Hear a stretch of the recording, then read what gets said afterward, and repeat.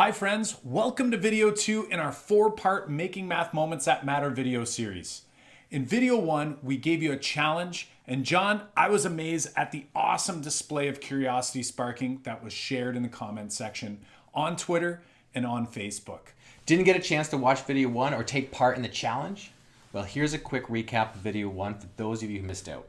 One of the biggest challenges we face as math teachers is making math moments that matter in our classroom.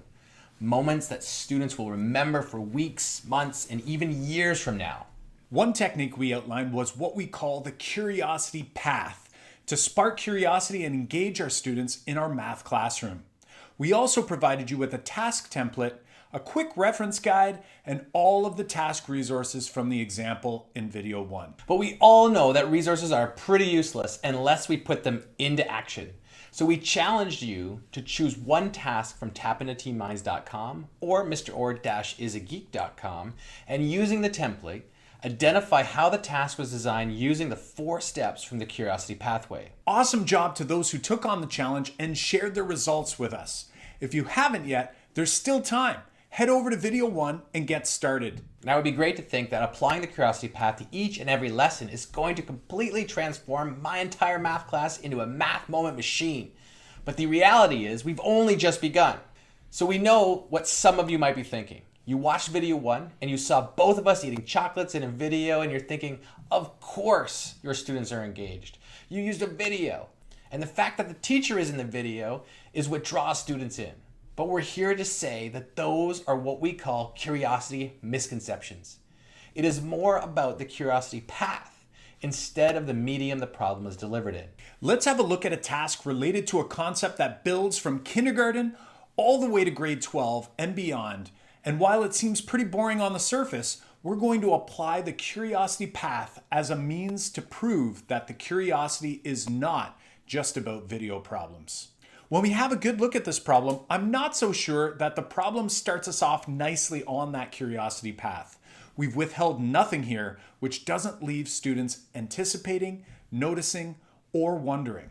What if we were to cover up all of this information and start students off with just a figure to look at like this? By withholding information, we have created a sense of anticipation. What are we doing? What is going to come next? Who knows?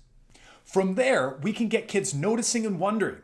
In this particular task, the notice and wonder may not look or sound like it did in the task we used in the previous video.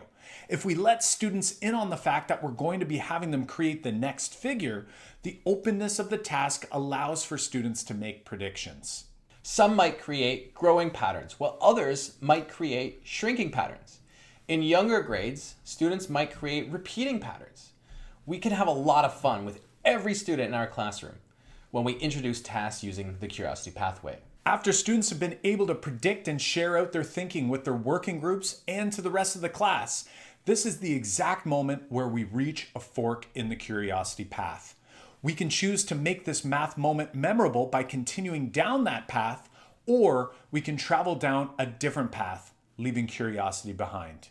Until only recently, both Kyle and I would have made a huge mistake by leaving all the effort and hard work to build curiosity behind and model the mathematics as an example for students to learn the new math concept for this lesson. This might look and sound like us up at the front of the room giving steps and procedures to come up with an algebraic expression or equation that could help determine the pattern rule or the general term for this relationship, or even how many squares are in figure 17.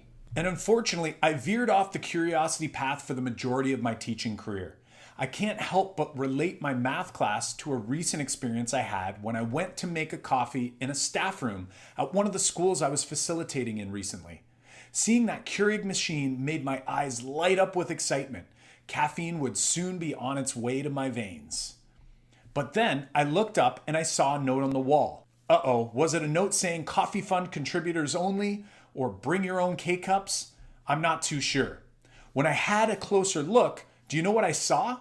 I saw this. A 7-step procedure to operate the most easy to use coffee maker in the world. I mean, this thing has only 2 buttons for crying out loud. It made me wonder who had created the algorithm for the world's easiest to use coffee maker.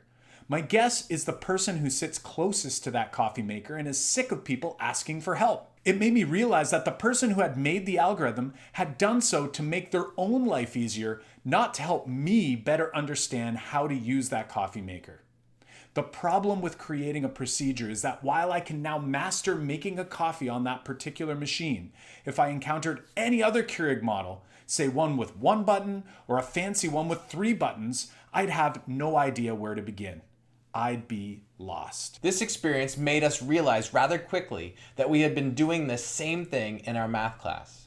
We were rushing to give students an algorithm. By giving the steps and rules and procedures in our math class, it was hindering their ability to become resilient problem solvers that develop grit and determination over time. Instead, if we choose to stay on the curiosity path, we have an opportunity for students to engage in a productive struggle by solving this problem through inquiry and discovery. Choosing to continue sparking curiosity in order to fuel student-led sense-making in this problem might include me asking the question, how many squares in figure 17 a little differently? Instead, we could ask them to discuss with a neighbor, what will figure 17 look like? A very slight change in how we pose the problem can leverage the curiosity we've already built and give students an opportunity to continue noticing, wondering, and tinkering with this problem. In our classrooms, the mathematical discourse students engaging can lead to great discussions about how they see the pattern growing. And through these student-generated representations, the teacher can facilitate a consolidation that ties student thinking to the new learning for that lesson. For example, some students may describe the pattern growing as starting with 1 and going up by 2. Visually, we can see this by showing the first square and then seeing one group of 2 in the first figure. 1 plus 2 groups of 2 in the second figure, 1 plus 3 groups of 2 in the third figure, and so on.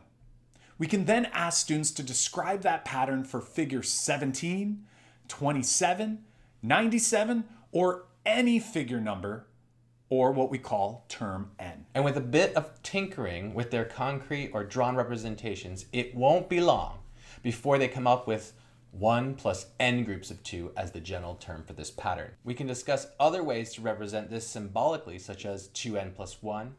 Another student might describe this pattern as a square, minus 1 for the first figure, a slightly longer rectangle, minus 1 for the second, a slightly longer rectangle for the third, minus 1, and so on. This is like saying that we start with the figure number, add 1, double it, then subtract 1. For figure 2, we start with 2, add 1, double it, and subtract 1. For figure 3, we start with 3, add 1, double it, and subtract 1, and so on. We can then leave students to discuss and then share how they would find figure 17, 27, 97, or any figure number, and soon enough, they'll be able to describe it as n plus 1, doubled, and then subtract 1.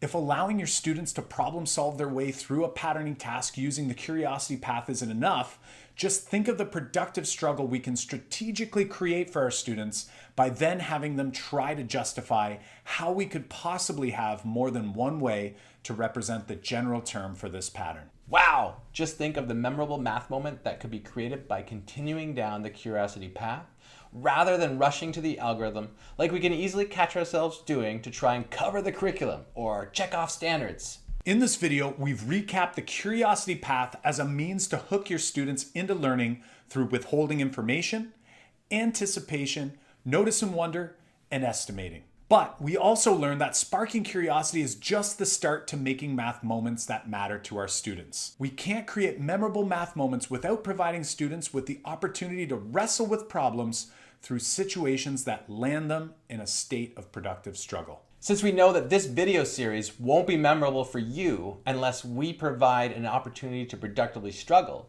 here's the challenge we have for you. In this video, we've taken the time to highlight the importance of avoiding the rush to the algorithm. But we haven't had enough time to introduce some of the ways you can avoid the rush in your own classroom. So, download our resource guide on our 5 tips to avoid rushing to the algorithm and use it to help you plan one of your lessons over the next week, and share how you use the guide in your planning with us in the comment section below.